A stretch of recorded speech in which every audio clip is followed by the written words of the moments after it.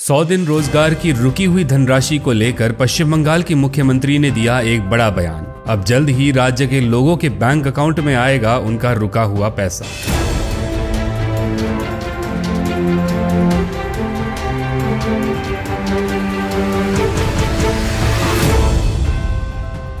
पश्चिम बंगाल की मुख्यमंत्री ने ये घोषणा की है कि राज्य सरकार अब मनरेगा यानी Mahatma Gandhi national rural employment guarantee act के तहत आने वाले 21 लाख जॉब कार्ड होल्डर्स को उनके बकाया वेतन का भुगतान करेगी। उन्होंने कहा कि सेंट्रल गवर्नमेंट ने इस 100 डे रूरल एम्प्लॉयमेंट के फंड्स को रोक दिया था, जिस वजह से कई लोगों को उनका वेतन नहीं मिला, लेकिन अब राज्य सरकार ही उन सभी के वेतन का भुगतान करेगी। बैनर्जी के अनुसार जनवरी 2023 से 21 लाख जॉब कार्ड होल्डर्स को उनका वेतन नहीं मिला है क्योंकि नरेंद्र मोदी सरकार ने को रोक दिया है। उन्होंने बताया कि इस मुद्दे को लेकर उन्होंने 48 घंटे का प्रदर्शन भी किया था। साथ ही प्रधानमंत्री मोदी से भी 3 बार मुलाकात की थी। यहां तक कि स्टेट गवर्नमेंट के अधिकारियों को जब भी बुलाया गया था वो सभी मीटिंग्स में शामिल हुए थे, लेकिन इसके बावजूद भी सेंट्रल गवर्नमेंट ने लोगों को वेतन देने के लिए फंड्स पास नहीं किए। ममता बनर्जी की घोषणा के अनुसार आने वाले 21 फरवरी को सभी 21 लाख वर्कर्स को उनका रुका हुआ वेतन उनके बैंक खातों में भेज दिया जाएगा। रिपोर्ट्स के अनुसार बंगाल सरकार को सभी 100 डे जॉब कार्ड होल्डर्स का बकाया क्लियर करने के लिए लगभग 2700 करोड़ रुपयों की आवश्यकता है। राज्य के बीजेपी प्रेसिडेंट सुकांता मजुमदार ने सवाल पूछा है कि ममता सरकार इतना फंड्स लाएगी कहां से? वो किसी भी तरह का फंड स्टेट रेवेन्यू से ट्रांसफर नहीं कर सकती है। मजुमदार ने आरोप लगाया कि ममता बनर्जी को पैसों को दूसरे फंड से वर्कर्स को ट्रांसफर करना होगा, जो कि वे हमेशा से ही करते आई है। मजुमदार ने CAG रिपोर्ट यानी controller and auditor general of India की रिपोर्ट का एग्जाम्पल देते हुए कहा है कि रिपोर्ट्स के अनुसार स्टेट गवर्नमेंट मनरेगा स्कीम के तहत दिए हुए फंड्स का यूटिलाइजेशन सर्टिफिकेट ही नहीं दे पाई, जिस वजह से फंड्स को रोक दिया गया। और अगर राज्य सरकार को लगता है कि उनके साथ सेंट्रल गवर्नमेंट ने गलत किया है तो उन्हें कोर्ट का दरवाजा खटखटाना चाहिए। स्टेट के बीजेपी के जनरल सेक्रेटरी जगन्नाथ चट्टोपाध्याय के अनुसार जिन लोगों का वेतन रोका गया है उन्हें भी पता है कि उनका वेतन किन कारणों की वजह से रोका गया है, और ये स्टेट गवर्नमेंट सिर्फ और सिर्फ चुनावों के लिए ही कर रही है। चट्टोपाध्याय का कहना है कि फरवरी महीने के एंड में पश्चिम बंगाल राज्य सरकार को टैक्स शेयर के तहत सेंटर द्वारा अच्छी खासी रकम मिलने वाली थी, और अब ऐसा लगने लगा है कि राज्य सरकार उस अमाउंट को ही वर्कर्स की सैलरी देने के लिए उपयोग करना चाहती है। और ऐसा करने पर फिर से फंड्स की इरेगुलरिटी हो जाएगी, क्योंकि जो फंड डेवलपमेंट के लिए दिया जाता है उसे राज्य सरकार अब पॉलिटिकल एडवांटेज पाने के लिए यूज कर सकती है, जो कि गलत है।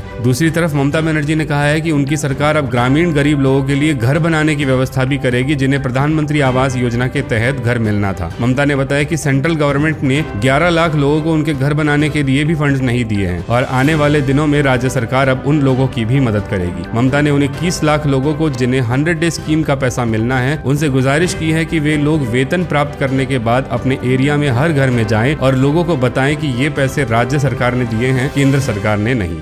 नॉर्थ बंगाल और सिक्किम की खबरों के लिए फॉलो करें और सब्सक्राइब करना ना भूलें द कॉर्ड भारत को। खबरें हमारी, साथ आपका।